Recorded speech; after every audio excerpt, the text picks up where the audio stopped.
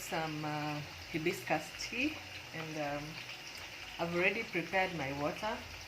I'm cooking as I do my thing. So I have about 5 liters of water in this sufuria. So I'm going to add a handful of some hibiscus tea and some handful of dried ginger. So this is how I store my dried hibiscus flowers. So as I wait for, I normally just add it in cold water before I start boiling. So I'm gonna add a handful. For me, a handful is that much. So just to show you what the hibiscus flowers look, this is how they look like. Hope you can see them.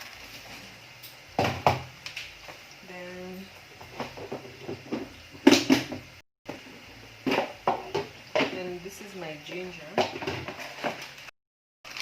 this is the ginger cubes. They're ginger cubes. So we have ginger cubes. I store them in a Ziploc bag so that I don't lose the taste of the product. So take a handful and add in.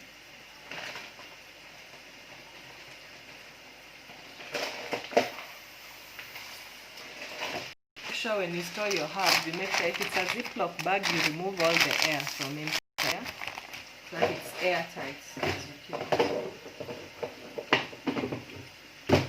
So I'm going to cover it as I wait for it to boil.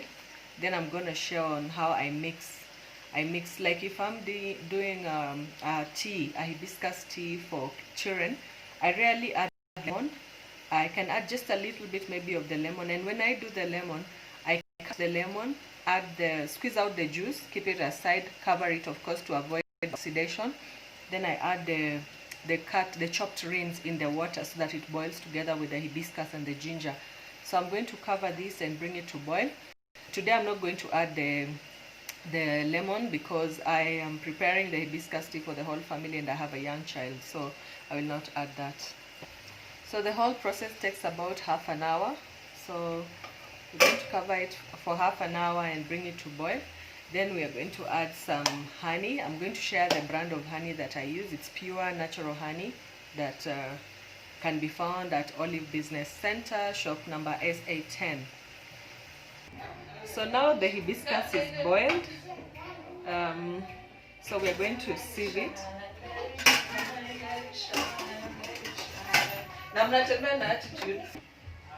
So our hibiscus is boiled.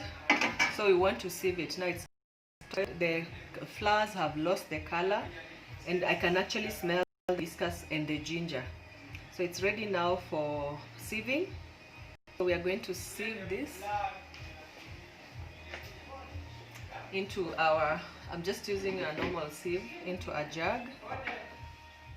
Then what I normally do, I use buy honey. So this is our honey that we are going to use. This you can get at Olive Business Center, shop number SA10. So you can have that. So for ease of the way I mix my honey with the hibiscus tea, I normally just put the honey into the sieve.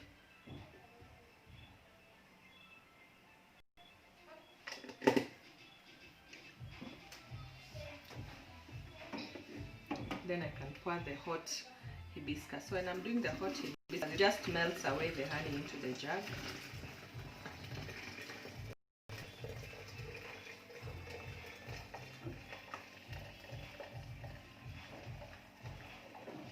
So this is ready for drinking. So like there are those who take it hot. You can take it hot, or you can cool it down and put it in the fridge for utilization at a later date, or when it's a bit cold. I love it cold, so I would normally let it cool and put it in the fridge. Some people like it warm, some people like it hot, so it depends. So you can see this is about 2 jugs of the hibiscus tea. So you can drink it over a period of 2 or 3 days. Yeah. And for the kids, I would normally use such bottles. I add, for them I would add a little bit more honey than the grown-ups. Add more honey and then add the hibiscus, close it, put it in the fridge, and we'll take it out when they want to drink. So you can buy your hibiscus flowers and your ginger, dried ginger from us, and keep checking on the recipes and just enjoy.